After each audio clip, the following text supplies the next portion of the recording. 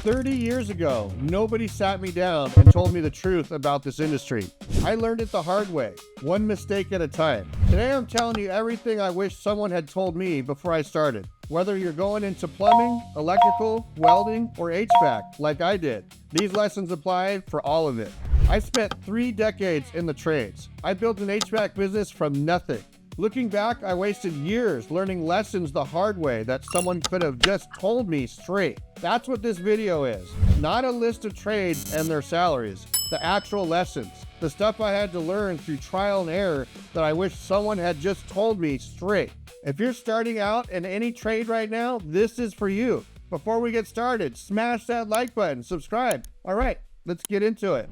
Lesson 1, your hands will outlearn your brain, and that's okay. Here's the first thing I wish someone had told me. I thought I needed to understand everything before I could do anything. That's backwards. In every trade, your hands and your instincts develop faster than your conscious understanding. You'll be able to diagnose a problem, feel that a connection is wrong, or sense that something is off before you can fully explain why. That used to frustrate me. I felt like a fraud for years, like I was faking competence I hadn't earned yet. Here's what I know now. That gap between doing and understanding isn't a flaw. It's literally how skills develop in every single trade. A plumber feels a pipe joint before he can explain the physics. A welder reads a puddle before she can recite the metallurgy. The electrician senses a bad connection before the meter confirms it. Trust your hands. The understanding catches up eventually. Don't wait for full understanding before you let yourself get good at the work. Lesson 2. The first few years are supposed to feel humbling. Nobody told me this, and I wish they had. Your first 1 to 2 years in any trade are going to make you feel stupid on a regular basis. You'll be handed the worst tasks. You'll get corrected constantly. You'll watch someone with 20 years of experience solve it in 5 minutes, what would have taken you all day. I took that personally for longer than I should have. I thought it meant I wasn't cut out for this. Here's what I know now. Every single person who is good at a trade today went through the exact same humbling period. There is no shortcut around it. The apprentice who gets frustrated and quits during that phase isn't less capable. They just didn't know the humbling part was temporary and universal. If you're in that phase right now in any trade, plumbing, electrical, HVAC, welding, doesn't matter. That feeling is not a signal that you made the wrong choice. It's a signal that you're exactly where you're supposed to be. After 30 years in HVAC, I tell you the number one thing I wish I had when I was starting out. Someone to just tell me which direction was right for me. Course Careers built that. It's an AI career counselor named Coura, and she'll walk you through whether HVAC, plumbing, electrical, construction project managing, construction estimating, architectural drafting, or supply chain coordinator actually fits your life. Then she sets you up with a free intro course. No experience needed, no degree required. So you can see if you like it before you commit. Students have used this to break into high-paying careers in as little as 4 to 12 weeks. Links below, pinned in the comments below. Coura's the resource I didn't have. You do. Use it. Lesson 3. The money comes from solving problems, not from showing up. This one took me embarrassingly long to learn. Early on, I thought the goal was just to do the task in front of me correctly. Install the unit, run the pipe, pull the wire. That's not where the real value is in any trade. The real money, the kind that builds a business, not just a paycheck, comes from being the person who can walk into a problem nobody else can solve. The system that's been misdiagnosed 3 times by other people. The job that everyone else turned down because it looked too complicated. I wish someone had told me chase those jobs early instead of avoiding them. Every difficult, frustrating, why is this not working call I took in my 20s is part of the reason I can charge what I charge today. If you're new to any trade, stop avoiding the hard calls. Volunteer for them. That's where you actually become valuable. Lesson 4. Your reputation is built in the moments nobody is watching. Here's something nobody explained to me clearly when I started. In the trades, you are constantly in other people's homes, businesses, and lives, often with very little supervision. Nobody is standing over your shoulder when you decide whether to clean up properly, whether to be honest about a mistake, or whether to take the extra 10 minutes to do something right instead of just acceptable. I used to think the customer or the boss only judged the final result. They judge whether you treated their home like it mattered when you thought nobody was paying attention. That reputation built entirely in unsupervised moments, is what got me my best referrals for 30 years. Whatever trade you're in, this is true for you too. The plumber who wipes down the sink after the job.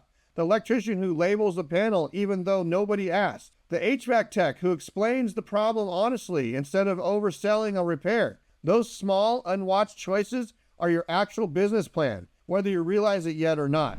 Lesson 5, specialize before you feel ready, not after. I stayed a generalist far longer than I should have. I was comfortable doing a little bit of everything, and comfortable feels safe. But comfortable is also where income gets stuck.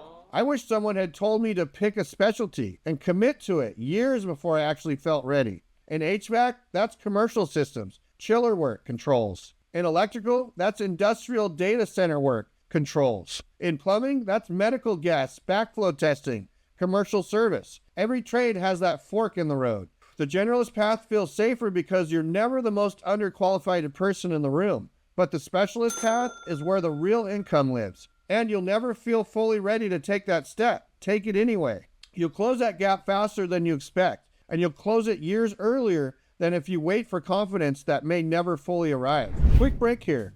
You already know how to work hard. The question is, are you getting paid for it beyond the job site?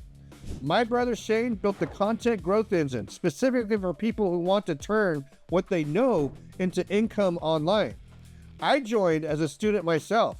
Month 1, I had a $214 day. By month 5, I was hitting $519 days, and it just keeps building from there. All working less than 4 hours a week on it. No marketing background needed. No tech skills, just a system that works. Link is in the description and pinned in the comments below.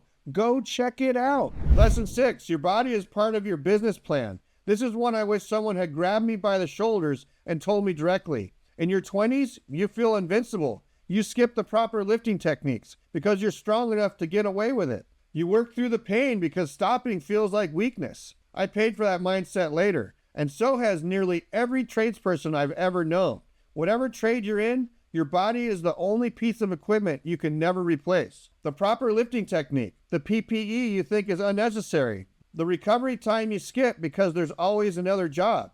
All of it is part of your actual long-term business plan, whether you think of it that way or not. A tradesperson with a blown-out back at 45 has a much shorter, much less profitable career than one who protects their body from year 1. I wish someone had made that connection clear to me when I was young and felt unbreakable. Quick break here. Check out which trade is best for you and access the free course below. Lesson 7, the people skills matter as much as the technical skills. Nobody warned me about this one either. I assumed being excellent at the technical side of the work would be enough. It's not in any trade. You are constantly explaining problems to people who don't understand them, managing their anxiety about the costs and timing, and building enough trust that they'll actually listen to your recommendation instead of getting 3 more opinions. The tradesperson who can do that, explain clearly, stay calm, build genuine trust, earns more than the technical superior tradesperson who can't. I wish someone had told me to practice that skill as deliberately as I practice the technical one. It's not natural for everyone, including me, but it's learnable in every single trade, and it pays dividends for an entire career. Quick break here. If you're sitting here wondering which trade is actually right for you specifically, I built a free 5-minute tool that walks you through it. Link is in the description and pinned in the comments. Look, 30 years of doing this taught me lessons I wish I had on day 1. Trust your hands before your understanding catches up. Expect the humbling years. Chase the hard problems. Build your reputation in the unsupervised moments. Specialize before you feel ready. Protect your body like it's the asset it actually is. And take your people skills as seriously as your technical ones. Whatever trade you're considering, these lessons apply.